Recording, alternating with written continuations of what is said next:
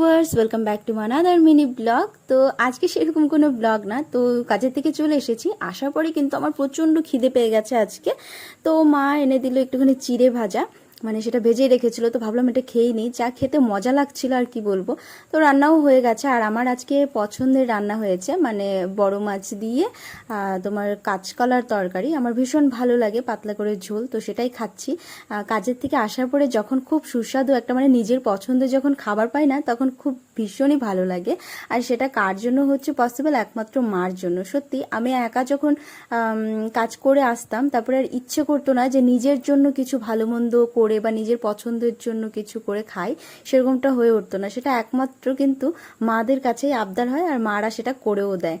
তো প্রথমে কি হতো, আমি কাজ করে এসে সেদ্ধ মেদ্ধ যাই হোক না কেন, যেটাই হোক না কেন সেটাই খেতাম। আর সোনু যেহেতু তখন ছিল, তো সোনুর ইচ্ছে মতো বানাতাম, কিন্তু বেশিরভাগটা আমার যেটা ইচ্ছে করতো সেটা